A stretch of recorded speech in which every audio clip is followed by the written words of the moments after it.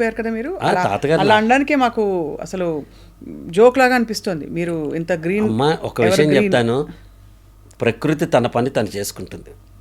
మీరు నమ్మిన నమ్మపోయినా వయసు వస్తూ ఉంటుంది. వచ్చే బర్త్డేకి 63 నుంచి 64 అవుతాం. మనం ఏ ప్రయత్నం చేయక్కల. కానీ how did I add value to my life is important. This 1 ఇయర్లో వాట్ ఈజ్ మై కాంట్రిబ్యూషన్? వయసు పెరగటం, ఇంకో 2 వెంట్రుకలు కొట్టడం, ఇవన్నీ ప్రకృతి సహజం, మనం ఏం చేయలేం. కానీ నెక్స్ట్ 1 ఇయర్ లోపల నేను ఇక్కడి నుంచి నేను ఎక్కడికి ప్రయాణం చేశాను, అది that is most important thing. So తాత అవటం అనేది ప్లెజర్. ఇంటికి వెళ్ళంగానే తాత అని నన్ను కావలించుకునేవాడు ఉంటే మన మొహంలో అంతకంటే ఆనందం వస్తుందా? ఎంత పాజిటివిటీ మా మనవరాలకు నుంచి నేర్చుకున్నానో కూడా ఒక ఇన్సిడెంట్ చెప్తా.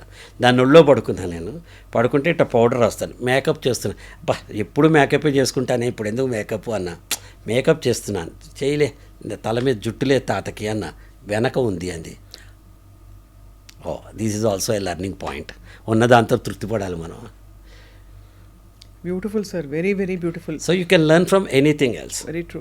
ఒక మ్యాథ్స్ విజన్కి వెళ్ళాను, పైన పెద్ద ఏఈవై పెద్ద అక్షరాలు ఉంటే కిందకి వెళ్ళేటప్పుడు కళ్ళు టెస్ట్ చేసుకుంటే చిన్న చిన్నవి మన పవర్ టెస్ట్ చేయడానికి పెడతారు ఇక్కడ. ఓ దీని నుంచి ఒక లెర్నింగ్ ఉంది అనుకున్నా. పక్కవాడు అభిప్రాయాన్ని మనం పెద్దగా పెట్టేస్తున్నాం, మన అభిప్రాయాన్ని మనం చిన్నగా పెట్టుకుంటున్నాం. మన మీద మన అభిప్రాయం ఐఎమ్ ద బెస్ట్ అని నేను అనుకుంటున్నాను, అది చిన్నగా రాసుకుంటున్నా. వాడెవడి కోసం తృప్తిపడడానికి వాడేమంటున్నాడంటే నేను అలా కాదు అని చెప్పుకోవడానికి పెద్దగా ఇస్తున్నాం. Keep your self in priority. You are the protagonist of your life. Pawan Kalyan గారి సినిమాలో పవన్ కళ్యాణ్ అంతా, స్వప్న అనే సినిమాలో స్వప్న అంతా, ప్రదీప్ అనే సినిమాలో ప్రదీప్ అంతా. You keep your self in the main focus.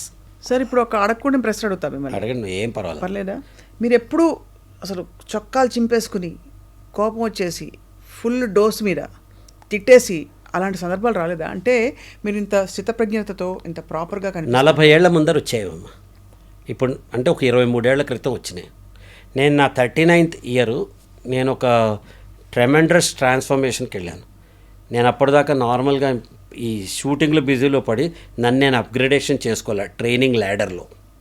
39th year పాల్ఘాట్లో నేషనల్ ట్రైన్ ద ట్రైనర్ వర్క్షాప్కి యాజ్ ఏ పార్టిసిపెంట్ వెళ్ళాను.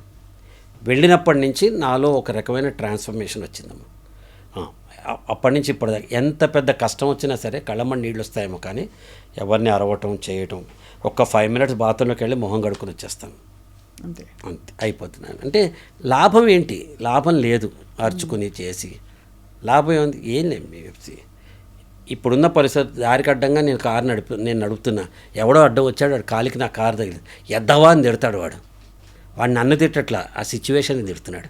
వాడు తగిలిన దెబ్బని తిడుతున్నాడు, నా కార్ని తిడుతున్నాడు. ప్రదీప్ గారు మహామేధావి వచ్చి నన్ను గుద్దారు, ప్రదీప్ అరే వెధవా అంటల్లా వాడు. పరిస్థితిని బట్టి నన్ను కోప్పడుతున్నాడు. వాడి స్థానంలో మనం ఉన్నాం అనుకో, ఒక్క సెకండ్ సారీ అండి అంటే అయిపోతుంది అక్కడ. Correct. So you have mastered the art of emotion and time.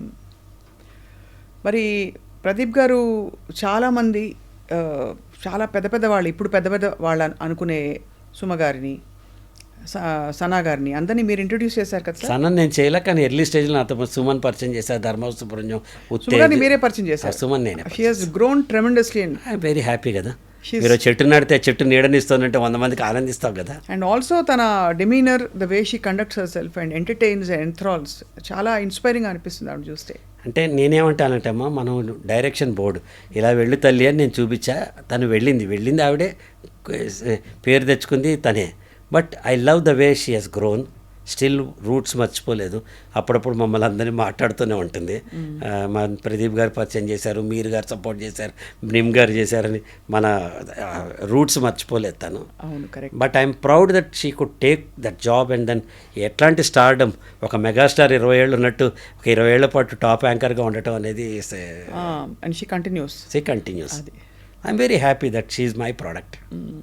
So I think ఇది మెంటర్ అండ్ టీచర్ ఈ గైడ్ రోల్లో చాలా హ్యాపీగా కనిపిస్తున్నారు. బికాజ్ మీ వల్ల చాలామంది బాగుపడ్డారు. చాలామంది కదమ్మా, అందరం మనకు హ్యాపీగా ఉంటుంది. ఎవ్రీడే నిన్నే మాట్లాడుతూ 500 మంది ఉంటారు, మొన్న వెళ్తారు 2000 మంది ఉంటారు. హాయిగా ఎవరు ఎంతమంది ఉన్నా మనం మాట్లాడుతూ ఉంటాం. వాళ్ళు ఏదో అడుగుతారు, చెప్తాము. మనం ఒక ఫస్ట్ ఏమవుతుందంటే మనం క్లీన్ చేసుకుంటామమ్మా every time. And you have to prepare. అంత ఈజీ కాదు. వాడు ఊరికే ₹1,00,000 ఇవ్వడు. మనం వెళ్ళి స్టేజ్ ఎక్కి మాట్లాడుతుంటే డబ్బులు రూపాయని ₹1,00,000. I'm not talking about that.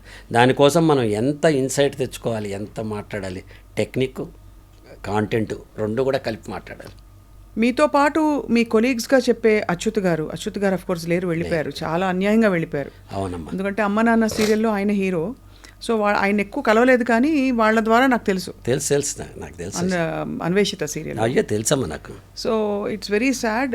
How do they see you sir? అంటే మీ వ్యక్తిత్వ వికాసం, ఈ పుంకాలుగా మీరు పెద్ద పెద్ద కొటేషన్స్ కోట్ చేయడం, do they relate with you?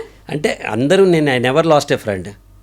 నేను ఇందా చెప్పినట్టు కొంతమందితో మట్టిమంది సీరియల్ అప్పుడు కాదంబరితో కొంచెం అభిప్రాయ భేదాలు రావటం, అశోక్ కుమార్ని కొంతకాలం దూరం పెట్టడం యాజ్ ఏ మనిషి చేశాను. తర్వాత రోజుల్లో వాళ్ళు వదిలేశారు, నేను వదిలేశాను. అయితే they are all happy with. ఎందుకు దూరం పెట్టారు సార్? అంటే మీకు నచ్చక? లేదమ్మా, కొంచెం అప్పుడు అదే చెప్తున్నా, కారికడ్డం ఎవడో వస్తే మనం ఏదో అనుకుంటాం. అప్పుడు ఆ పరిస్థితులకి మనకున్న కష్టానికి సరే that's a mean I don't want go in. నేను ఇందా చెప్పా కదా, నిన్నటి గురించి నేను ఆలోచించాను.